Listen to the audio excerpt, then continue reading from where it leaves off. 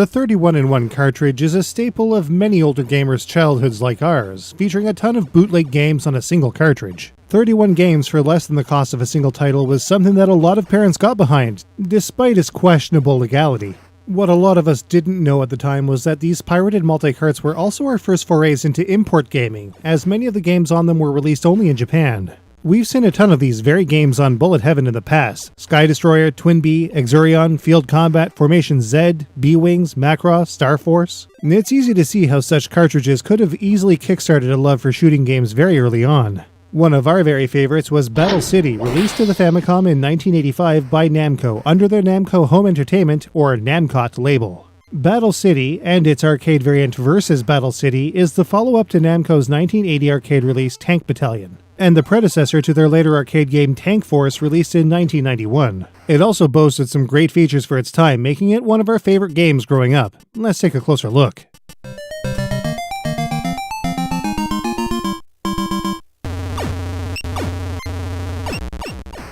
Battle City is a tank-based arena shooter that tasks players with eliminating enemy tanks while defending their base, indicated by an eagle on the bottom of the screen. Regardless of whether the player has lives left or not, if the eagle is destroyed, it's game over. The gameplay in Battle City is super simple. Players move their tanks about the screen in one of 4 directions. Both the A and B buttons fire the tank's gun. Start pauses the game, and that's 100% it. Well, for the controls anyway.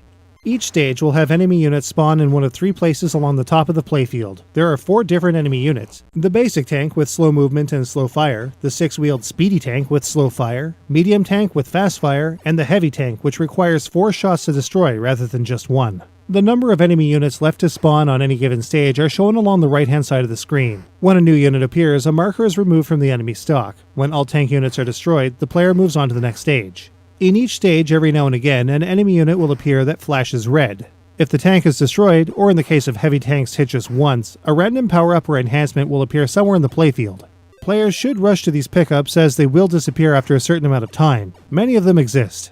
A helmet grants the player temporary invincibility with a shield that prevents death at the hands of an enemy shell. A stopwatch will freeze enemies in place, which allows players to more easily destroy them. As long as the stopwatch's effects are active, spawning enemies are also held in place. A grenade will destroy all enemies on the screen at once at the same time. Waiting for more enemies to spawn is a little risky since these pickups will disappear over time, but grenades make for an easy screen clear and a faster stage time. A star will increase the player's tank power by 1 level. Each star collected will not only enhance the player's fire, but also change the design of the player's tank. The second level speeds up players' shots, the third allows for more than 1 shot to be fired at a time, and the fourth level adds the power to destroy iron blocks. A shovel will fortify the player's bank with iron walls. No enemy units can destroy these blocks, so as long as the shovel is active, no harm can befall the base unless players have a maxed out tank. And yes, a player can totally destroy their own base. Finally, a tank icon will grant the player an extend. Battle City is played over the course of 35 stages, which are doubled up with harder opposition after the first loop, for a total of 70 numbered stages. After the 70th stage, the game will infinitely loop, starting with stage 1, making for a game that can go on as long as the player can. But there's even more to Battle City than that.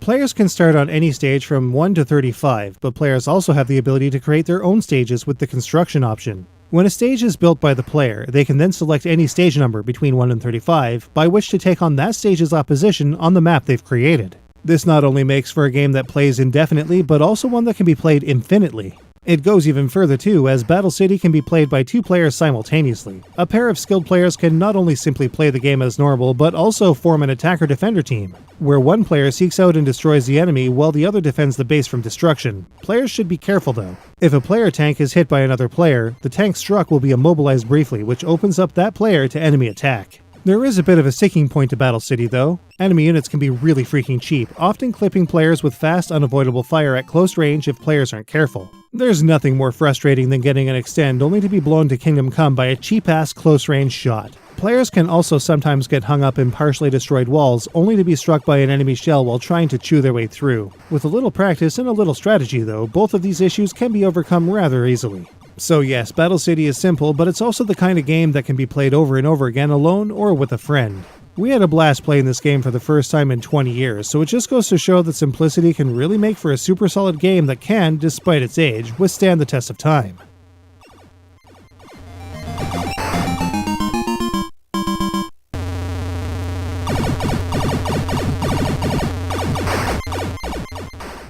Not surprisingly, the scoring in Battle City is just as simple as the gameplay. Players will obtain a score based on the enemy units they destroy, as well as any power-ups or pickups they obtain in each stage. Different enemy units are worth different amounts of points, and a breakdown of the player's enemy kills is shown at the end of each stage. None of the points displayed in this breakdown are added to the score though. The score in orange incorporates all of the kills the player has made. But in the case of a two-player game, the player with the most kills in a given stage will also receive a 1,000 point bonus that is added to the player's total in this breakdown. Now obviously there is no ranking table in Battle City, just a high score that can be seen at the title screen. This of course is expected of such an early game, but if a player does attain a high score, a special screen and jingle will play before the game returns to the title screen. Of course, getting a high score as quickly as possible is handy since the first extend happens at 20,000 points. It's simple, but Battle City doesn't need anything more than what's here for its scoring system. It's light and fun, and the kind of thing that makes for a relaxing retro gameplay session because of it.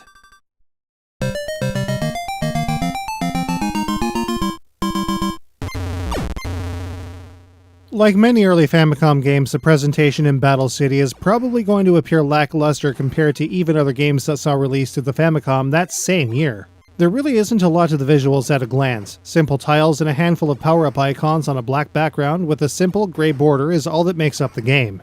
Despite this, the sprites used for the player and enemy units have a neat detail to them. Each unit has unique sprites for when they move up, down, left, or right, with the perceived light source coming in from the top left-hand corner of the screen at all times. Factoring in the tread animations, there's quite a high number of unique sprite images in Battle City as a result of this. The sound is even simpler. A short jingle at the beginning of the stage, a separate jingle for power-ups, pause, extends, and high score, 2 sounds for the tank at rest and the tank in motion, 2 explosion sounds, a plank for multi-hit and indestructible objects, a thud for bricks, and a sound for enemy kill tallies. That's more or less it. But again, Battle City doesn't need much more than that. And it all works well given its age. Even the droning tank effect is pretty convincing. Sure, a handful of BGM tracks could have been added, but it's no less fun otherwise. Tank Force took care of that anyway. Battle City's simple graphics don't stop it from having quite a few references to other Namco games though.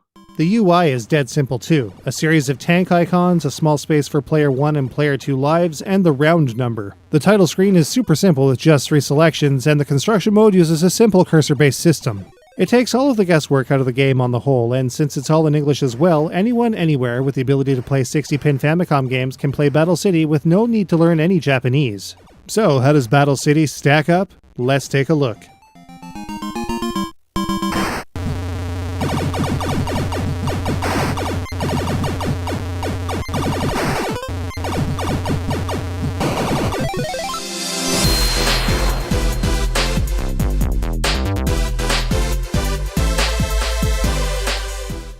The control in Battle City gets the job done, but it does feel a little on the clunky side. Battle City can go for as long as the player can with a pretty decent challenge along the way. Some enemies can be freaking cheap though. Battle City is long enough with 70 stages, but it can go on infinitely thanks to the construction mode. Battle City is super simple in terms of visuals, but the sprites are surprisingly detailed.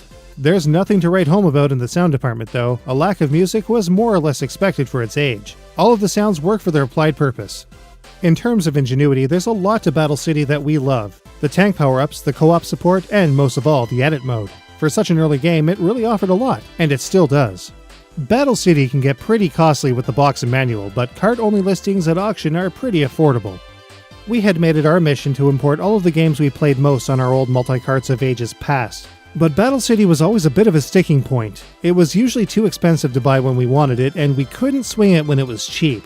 The timing was always just a little off, but now that we finally have it, it more or less completes our list. And what a fitting way to end it. Battle City is just as fun today as it was all of those years ago, and it gets a 4 out of 5. You can get a copy of Battle City at auction for varying prices depending on condition and completeness. This was a lot of fun. I've wanted to play this one again for quite a while, so I'm glad I found a cheap listing to scoop it up. In addition to all of our regular reviews, we really want to make an effort to do more retro ones. And I think next month's is going to be a really interesting one for a lot of our viewers.